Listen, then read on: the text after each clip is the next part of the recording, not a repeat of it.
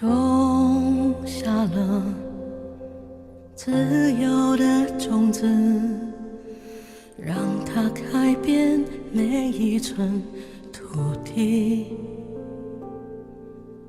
带走了故乡的尘土，扬洒在我每一寸脚印。前路漫长，却不离不弃。风沙吹我脸颊，越痛越向前而去。就让岁月抚平这痕迹，任水送走这别离，待我归来时才拥抱你。时光吹着赤脚的孩子，奔跑迎接着风雨，待我归来时花开满这天地。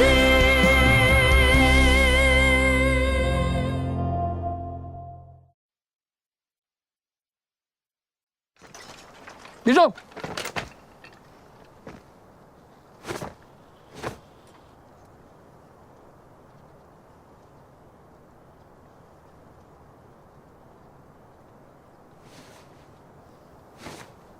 报告主席同志，军政干部学校学员正在训练，请您指示。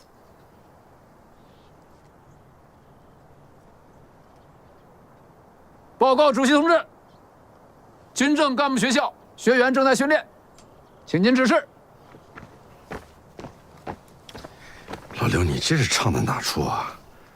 你是老资格，这块根据地又是你带着红军打下来的，你这当了这么多同志的面给我敬礼，还让我指示，你这像什么话呀？什么叫像什么话？你是政府主席，我是军委主席，军队归党和政府领导。陕甘边所谓爱政府，是我们建立的政权，我们要尊重它。我们自己都不尊重它，老百姓怎么尊重啊？还有，我给你纠正一句，这块根据地可不是我刘志丹一个人打下来的，是全体指战员和人民群众浴血奋斗，共同建立的。老刘，你这种谦虚谨慎的作风，值得我学一辈子。不是谦虚谨慎，是实事求是。再来。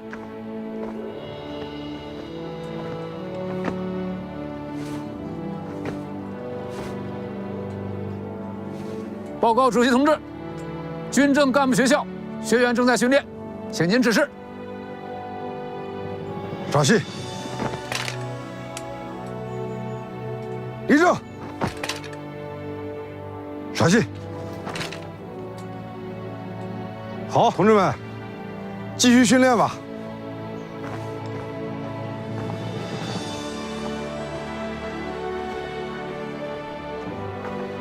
好，坐下。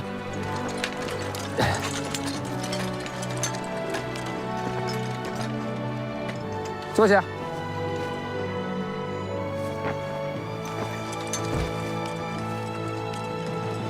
刚才我讲到哪儿了？如何才能赢输入？好。哎，王大团长，你来干啥呢？老吴，你这次啊，无论如何得给我10个毕业学员啊！干啥呢？我说王大团长，你真是狮子大开口啊！边区军政干校这次毕业的学生一共才有多少个？还挑10个？我们红三团呢是红26军的绝对主力啊！管你要10个学员多吗？想好了，一个没多过你要啊！这干啥？你这10个是我这儿最有文化的吧？呀，我们团呐不缺能打仗的，就缺有文化的。我告诉你啊，我可没那么答应你，这是大事儿。哎呀，自以为是的同志，听我说一下，你这个同志，听我说。我告诉你啊，王师太，你这事情做的有点过分了啊！你这个人呢，就是脾气太直。哎呀，这咋想的？来的路上啊，我看了，你们这个教学条件也太差了。哎，就说这个教学用枪吧，啊，机枪一挺没有，步枪呢也没几把，还都是些老掉牙的东西。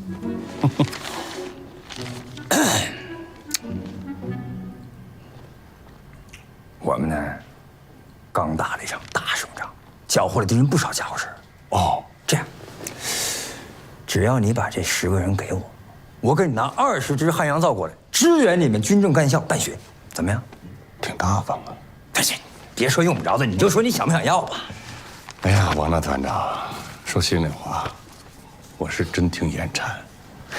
这我个人的意见呢啊，同意你先挑人，毕竟是主力团嘛，把最好的学员给你们，能够打胜仗，对吧？哎呀，但是我是管日常工作的副校长，对吧？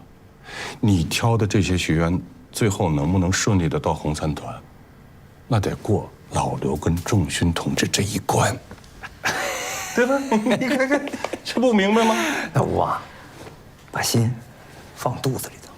老刘和仲勋同志肯定会给我们这个主力团啊开个小灶台。不行，啊，世代同志啊，你选的这些人都很好。按理说呢，你们是主力团，军政干校的毕业学员应该向你们倾斜。对呀。但是我的意见啊，这3位同志，你不能带走。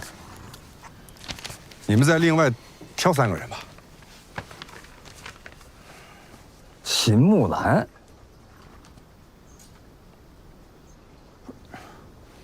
为什么呀？哦，就因为人家是个女同志啊。这我可真得跟你提点意见了啊！咱们边区苏维埃政府不是整天喊着要解放妇女，要男女平等？陆建德、王兴一是男同志，我不也划掉了吗？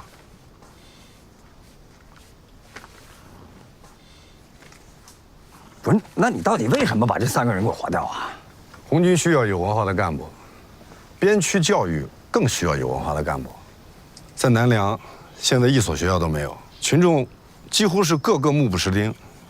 所以我认为啊，咱们不能等到革命胜利以后再办教育，现在马上就得动手。这3位同志呢，都有师范的经历，尤其秦木兰同志，他在女子学校当过老师。我之前就想好了，请他们在这儿办一所列宁小学，地方我都想好了，就在丽园堡子转嘴子。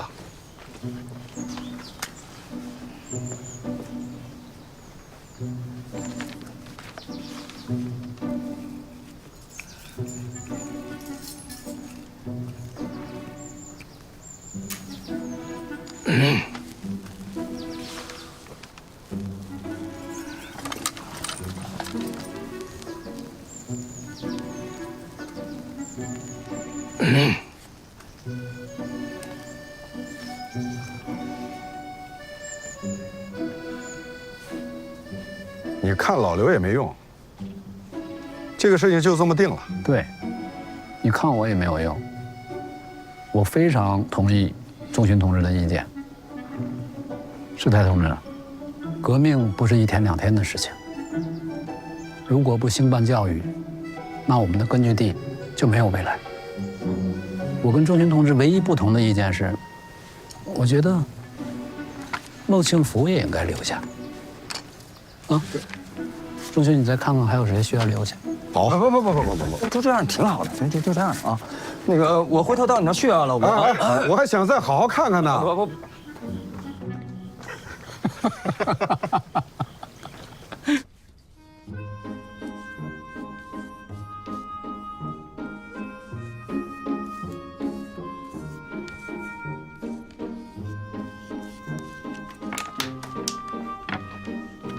来，大家跟我一起读啊！打倒土豪分牛羊，打倒土豪分牛羊，分了田地又分粮，分了田地又分粮，千年枯树还了阳，千年枯树还了阳，受苦群众喜洋洋，受苦群众喜洋洋。好，来，谁能自己读一遍？举手告诉老师。啊，张小芬来，来。到前面来。哎，好，就站在这儿读吧。预备，开始。打倒土豪分牛羊，分了田地又分羊。千叶枯树还了阳，兽口群众喜洋洋。真好。打倒土豪分牛羊，分了田地又分粮。千年枯树还了阳，兽口群众喜洋洋。周军啊，你们这10大政策很有水平啊！哦，你看，就这个土地政策这一条啊，没收的土地不光分配给贫雇农，还可以分给参加劳动的地主啊。咱们要本着实事求是的原则嘛。其实啊，咱陕甘边啊，大地主不多，小地主量倒不小，但他们也都下地干活，咱不能把他们一棍子打死嘛。是，还有这条啊，你看，在这个白马庙和荔园堡等地成立集市，白区商人可以到苏区做生意，这很不错啊，很大胆。不能不大胆啊！咱边区又没有工业，这要是把所剩不多的店门都关上，老百姓想去买根洋火都困难啊。是啊。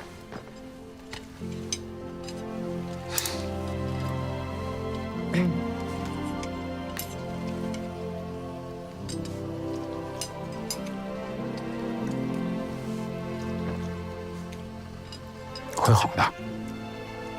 等咱革命胜利了，建工厂、修铁路、办医院，让咱人民过上真正的好日子。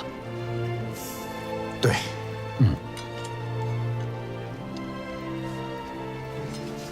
咱现在啊，已经办了一所列宁小学，以后再办中学、办大学，多培养知识分子。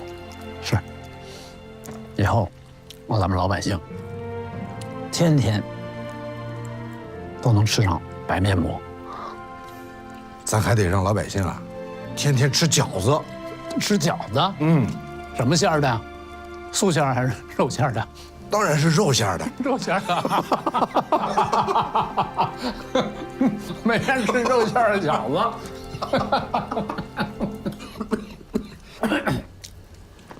没事吧？你那伤好利索了吗？好利索了，就是刚才来的时候，外面风太硬，给吹了一下。你喝口水。同学，你把我这棉袄拿了。干啥？你那棉袄太薄，外面那风像刀子一样，你不能冷着啊！拿。我冷你就不冷了？你重伤刚好，要保护好自己身子骨啊！那我比你还年轻10岁呢，我不要，我不要。你拿着。我不要，我不要。不是你要，我是咱俩换吧。你这个给我，我这比你厚。那我也不换，你留着，我不换，我就不换。不换，我不，那我就不换。你们争啥的嘛？我都准备好了。啊？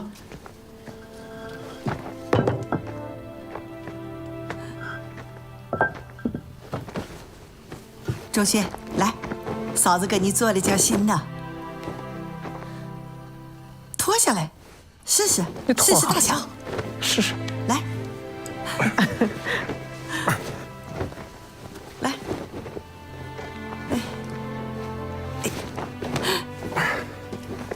哎呀，把扣子系上，好着呢，大小可以。这，看看，这才像咱苏维埃的主席呢。就是要穿的齐整一些。谢谢嫂子。不谢不谢。这个还是你的，你2件换着穿。换着穿，换着穿。谢谢老刘。谢谢嫂子。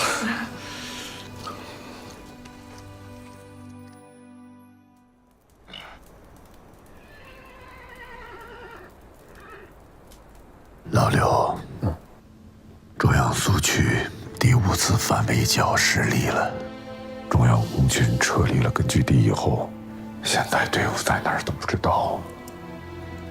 反动派没了南方的顾虑，一一定会对我陕甘红军大举进攻，咱们一定要做好充足的准备啊！老谢，2个根据地统一起来，我们回旋的战略空间就更大。2支红军主力握成一个拳头，打击敌人才会更有力量。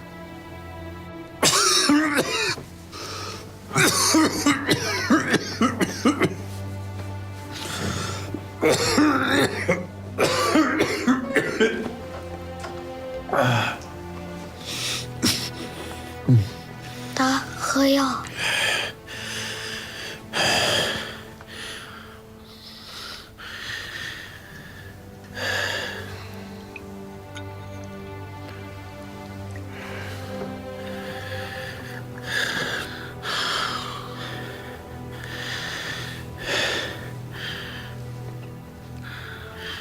好孩子，去吧。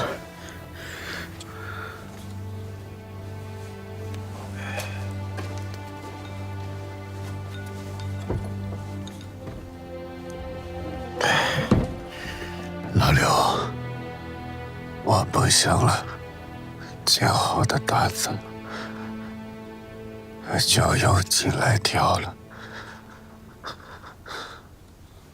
这就算是我为党完成的最后一件工作吧。老谢，你这说的是什么话？你不能这么说。你会好，你一定会好起来的。西北离不开你。说一千道一万啊，最要紧的是根据地。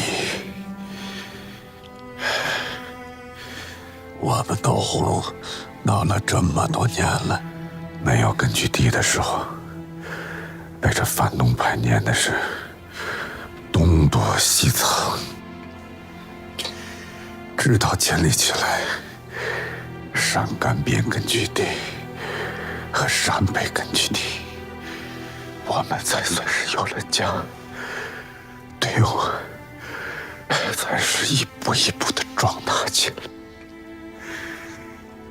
将来不管遇到多大的困难，一定要守住根据地。你放心，不管遇到什么困难，我都会守住我们的家。来，有药喝。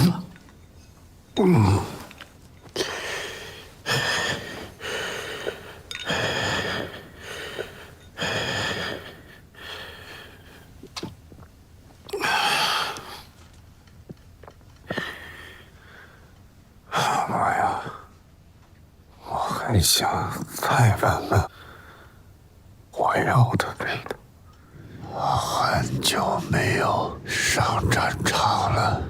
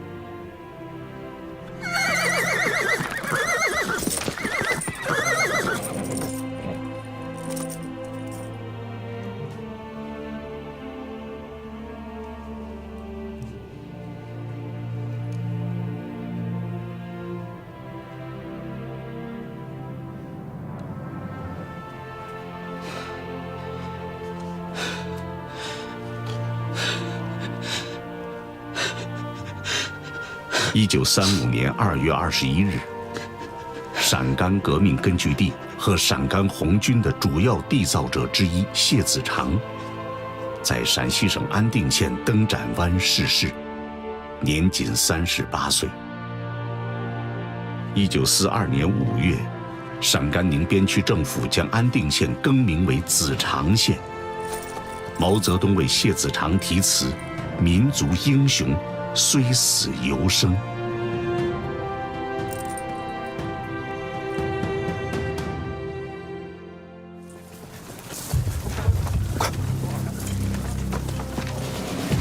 快，都跟上！习主席，习主席！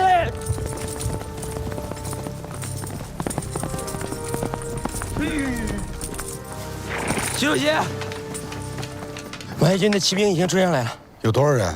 大概100人，已经很近了。4位生肖，你们带着群众继续往山里走，我去掩盖他们。不行，这太危险了，这怎么行？来不及了，快走，快走啊！主席，走，兄弟们，快下去，快走！快走！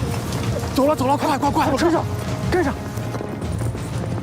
走，快，跟上！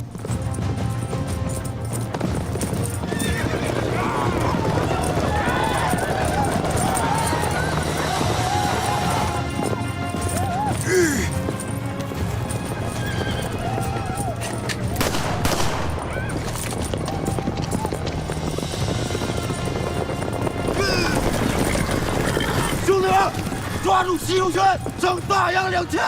抓住！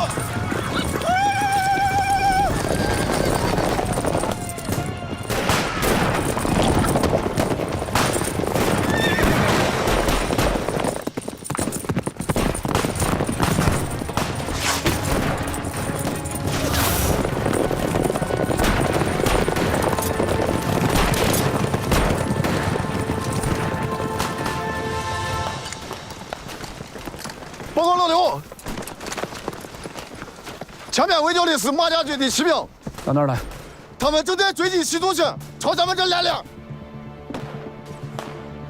隐蔽，准备阻击。注意隐蔽。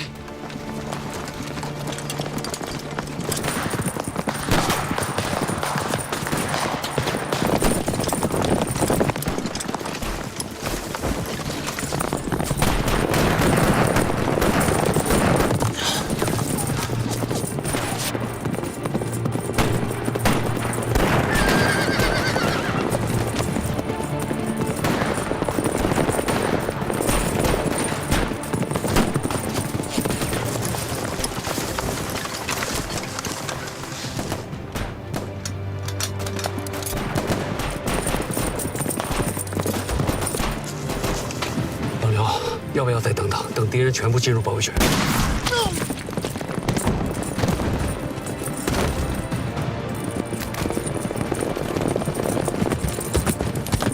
打！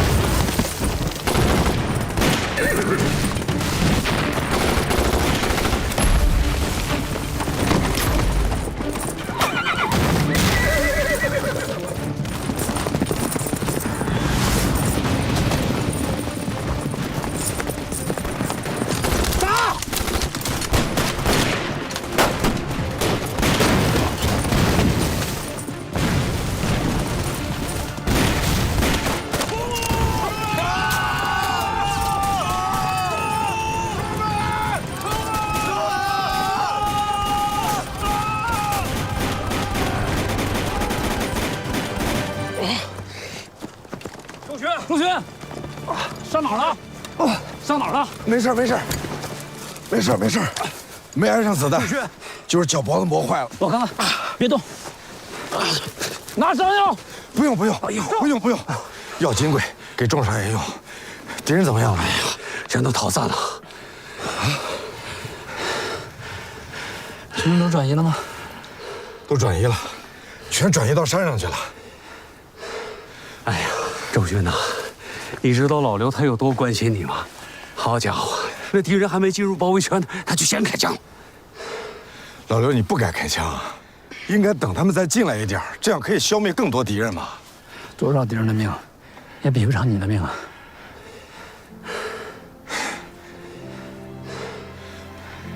那倒是，我命值2000块大洋呢。哎呀，你这还有心思说笑呢？周迅呐，不是我说你这胆子太大了，那可是马家军的骑兵啊！我马骑得好，没事儿，不都你教的。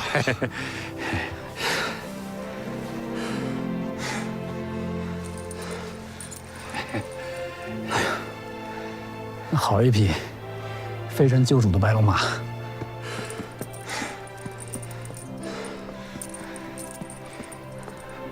好马。是啊，我心疼马，但我更心疼我这棉袄。老刘，这嫂子刚给我缝的，又划成这样，这咋穿嘛？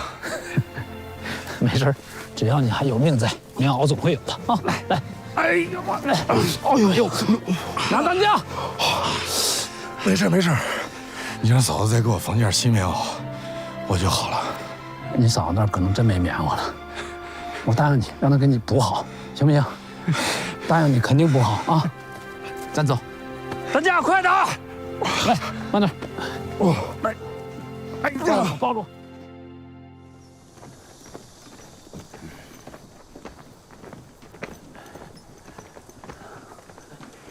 同志，你们找谁？我们是西北工委来的，找习仲勋同志。来，这是路条。好，你们先待命，我去汇报一下。欢迎欢迎欢迎，欢迎特派员同志。我是习仲勋，这位是我们陕甘边革命军事委员会主席刘景范同志。你好，特派员同志。景范同志你好，哎，叫特派员身份，叫我顾林。这位是工作组组长方一江同志。一江同志好，仲勋同志好，嗨，一江同志好，景范同志好。都说陕甘边苏维埃主席年轻，没想到这么年轻。也不年轻了。我先做个自我介绍，我是1925年在北平参加学运时入的党，毕业于苏联莫斯科中山大学。1930年，王明同志派我回国，在上海因为叛徒的出卖，我坐了国民党反动派整整3年的大牢。后来，经过党组织营救，出狱之后，我在北方局工作了1年多。我是上个月才来到你们西北啊。哎呀，顾林同志啊，你这革命经历这么丰富，又在苏联上过大学，我们都得向你学习。是，坐，来，快坐，快坐。来，坐，顾林同志，快请坐。哎，快请坐。不做了。既然你们陕甘边2位军政领导都在，咱们就抓紧时间把一项很急迫的任务啊给布置下去。顾林同志，你们刚到，先住下，安顿好之后，咱们再谈工作。仲勋同志，革命不等人，工作第一。哎呀，顾林同志一看就是个急性子，哎，先安顿下来。啥任务这么着急啊？查田。查田？查啥田嘛？各区县新粮刚刚收割，如果不把土地和粮食分配问题解决好，那眼看着农民辛辛苦苦1年的劳动果实又要落到地主富农的手里。我们不能让这种事儿再发生了。啊，方一江同志啊，是我从鄂豫皖根据地特意调过来的，他在那里搞过土地工作，这方面他很有经验。我们研究了一下，准备从南梁一带的村子开始着手工作。仲勋同志，给工作组找一个可以办公的地方。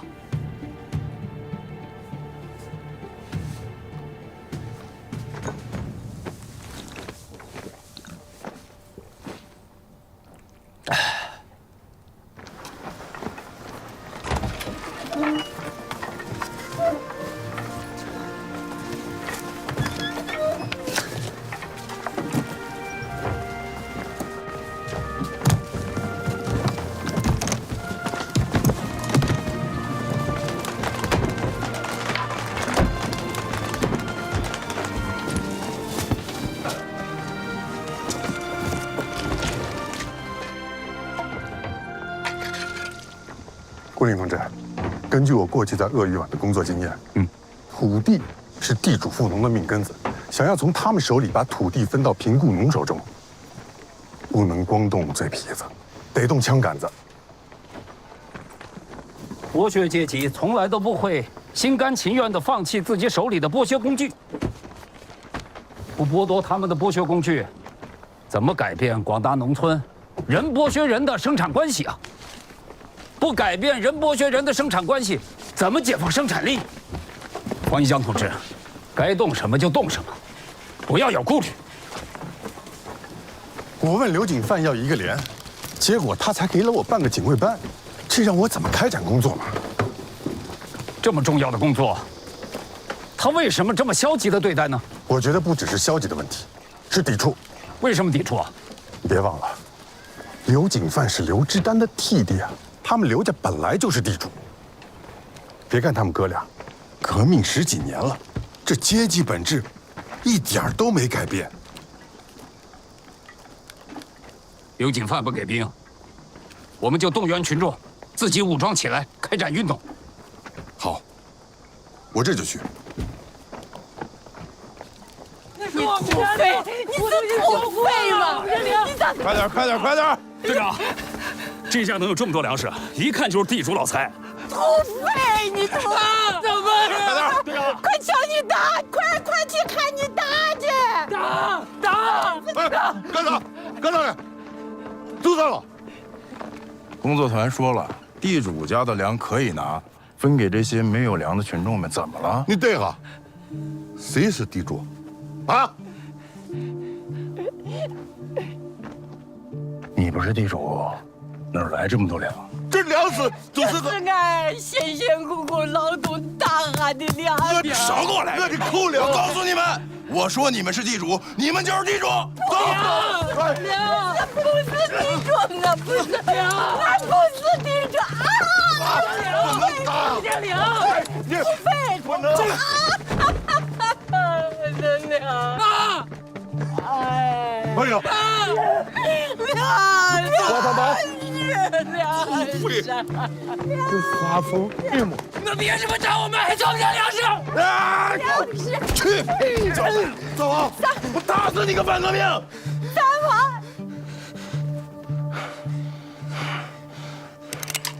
走！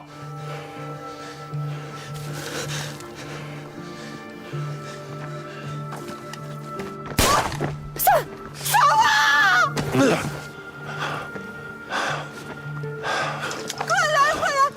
三王！快慢！你谁呀？我是苏维埃政府保卫局的徐烈。你们是什么人？为什么抢人东西还打人？我告诉你，我是赤卫队的，阻止我们赤卫队打地主，你就是反革命。你们是赤卫队的，咋的？把枪放下。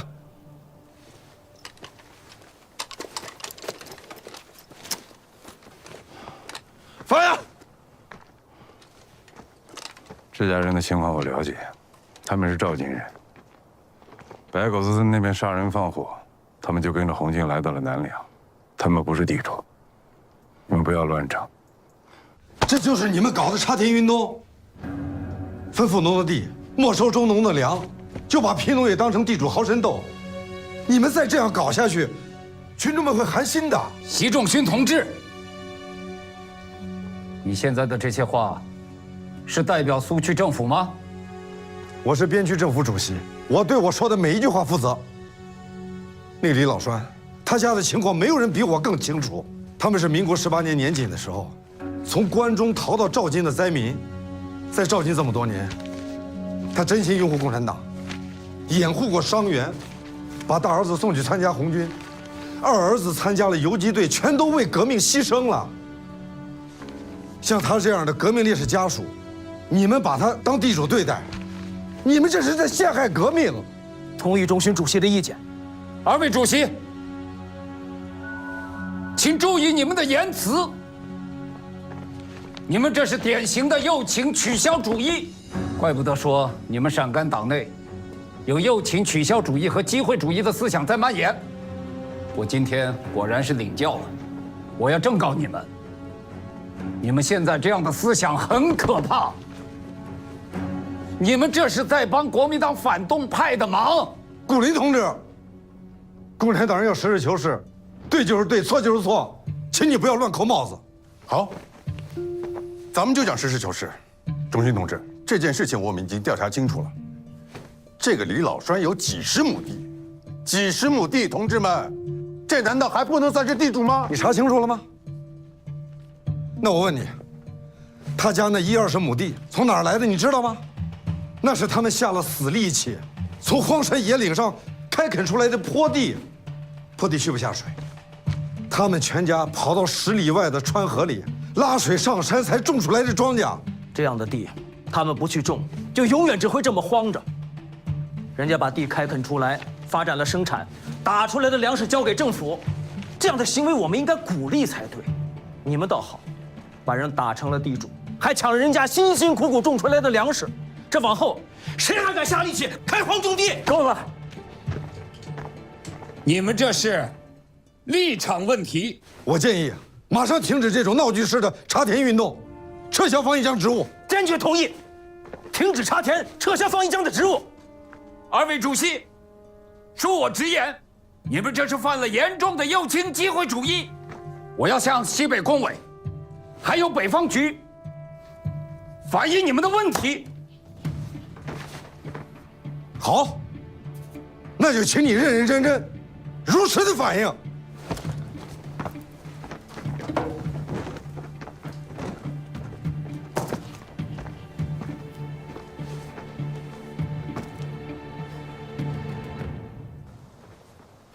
老刘，哎，哥，有2个消息，一个好的，一个坏的，先听哪个？先听坏的。蒋介石在西安成立了剿匪总司令部，自己亲自担任总司令，动用了10几万的重兵，围剿上港红军，一场更大的战斗就要开始了。这个我早有心理准备。好消息呢？好消息是徐海东、程子华率领的红25军，马上就要到延川永平镇了。我们2支红军就要会师了。太好了，这是我们早盼晚盼的事情。是啊，所以我想请你们先去永平镇接他们。我召集红军干部开会，研究怎么欢迎他们。好，我们马上动身。哎，你们准备一些慰问品，欢迎仪式要隆重一些，要让红25军有回到家的亲切感。你放心吧，老刘。好。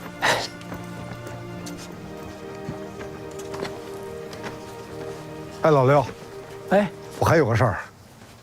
你说。西北工委派下来的土改查田工作团，他们那套做法，现在干部群众都极为反感。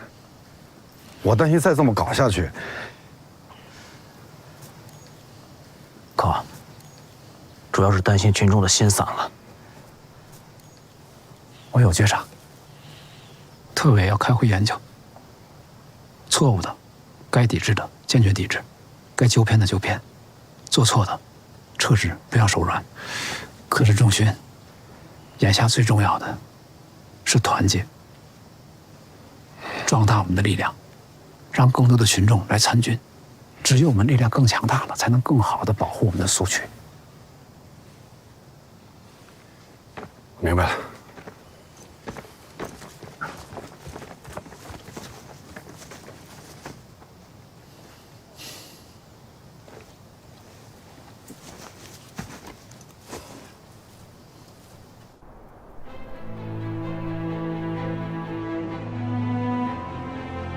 1935年9月，红25军与陕甘红军在延川县永平镇胜利会师，受到陕甘革命根据地党政军领导人和人民群众的热烈欢迎。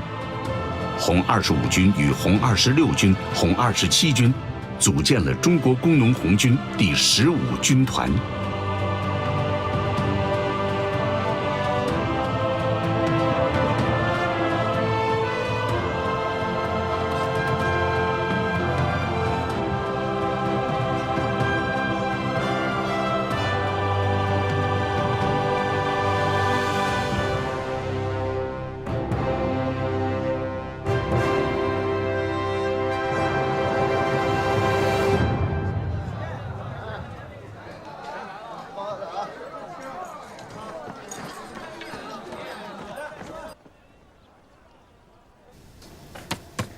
你看看，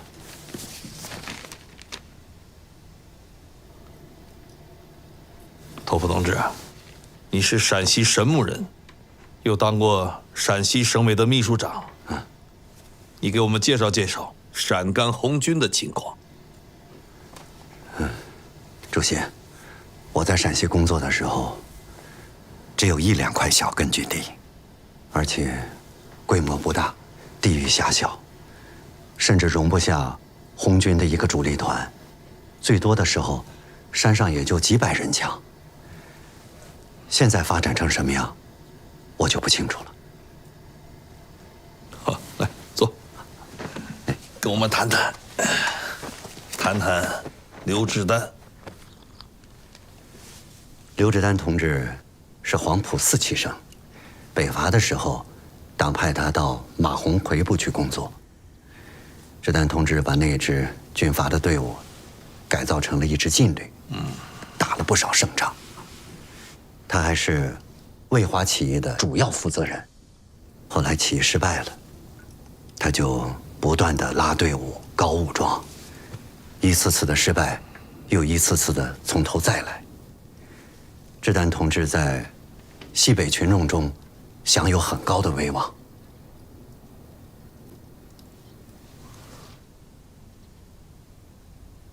好，头副同志，谢谢你，主席。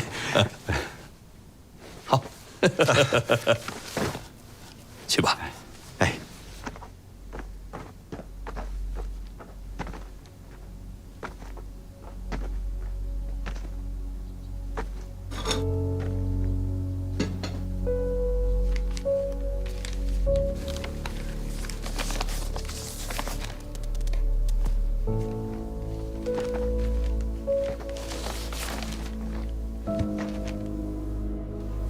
从报纸上看，陕北的红军还在，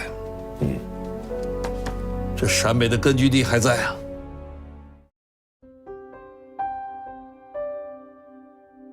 路边的小花在摇曳，摸一把泥土的温暖。当清风拂过我的脸，我回望的时候看见你。冬日走进了山，雪花划破眉间，留不下脚印和你的同伴。荒漠扬起的沙，狂风刺进双眼，却从未迷失的你的视线。你一定是看见未来我的笑脸，所以你燃烧自己，升起了炊烟。守着我的家园，抚慰每片屋檐，把眷恋化成了期盼。今夜我们的梦一定可以重叠，就像日出与大地的相见。每当清风拂面，你一定能看见每一个回望的笑脸，每